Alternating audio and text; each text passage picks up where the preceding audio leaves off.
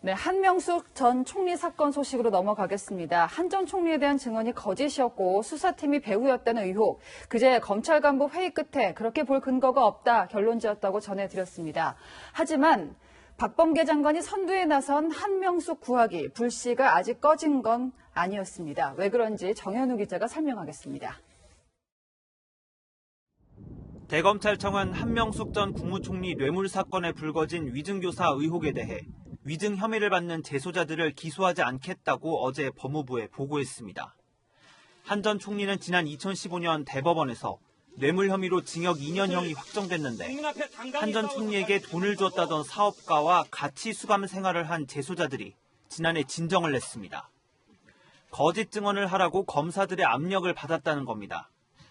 대검은 박범계 법무부 장관의 수사 지휘에 따라 그제 대검 부장단과 전국 고검장을 불러 사건 기록을 검토했습니다. 13시간 30분에 걸친 회의 끝에 표결이 진행됐고 불기소가 결정됐습니다.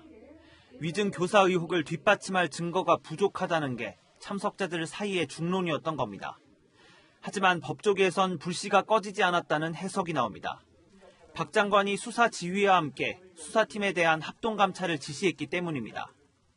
감찰관실과 대검 감찰부가 합동해서 이 사건에서 드러난 위법 부당한 수사 절차 및 관행에 대해서 철저히 점검을 실시하고 감찰에서 수사팀의 잘못이 드러나더라도 검사 징계법상 징계시효 3년이 넘어 실제 징계는 불가능합니다. 위증교사 의혹에 대한 공소시효 역시 내일까지여서 수사팀 검사들에 대한 공소시효도 자동으로 끝납니다. 박범계 장관이 다시 기소하라는 수사 지휘에 나설 가능성도 있습니다. 하지만 명분이 약한 만큼 수사팀에 대한 합동감찰을 통해 돌파구를 마련할 것이란 관측이 우세합니다. 채널A 뉴스 정현우입니다.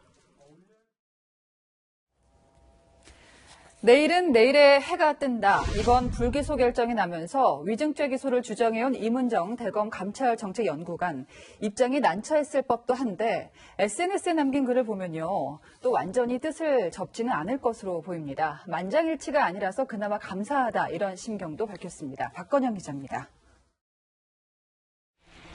최근까지 한명숙 전 총리 위증교사 의혹을 조사해온 이문정 대검 감찰정책연구관 임 부장검사는 그동안 이 사건을 정식 수사로 전환해야 한다는 의견을 밝혀왔습니다. 그제 대검에서 열린 회의에서 참석자 14명 중 10명이 불기소 무혐의 결론을 내리자 임 부장검사는 어제 오후 SNS에 만장일치가 아니라 감사하다며 내일은 내일의 태양이 뜬다는 입장을 내놨습니다. 또 능력이 부족해 어렵게 용기를 낸 몇몇 재소자들에게 너무 미안해 마음이 무겁다고도 언급했습니다. 임 부장검사의 상관이자 대검 회의에 참석했던 한동수 대검 감찰부장도 불쾌감을 드러냈습니다. 비공개 회의였는데 종료 10분 만에 결과가 언론에 보도된 걸 두고 외부의 결과가 누출되지 않게 보안 각서를 쓰자는 말까지 들었는데 법과 규정이 준수되지 않았다는 글을 SNS에 올렸습니다.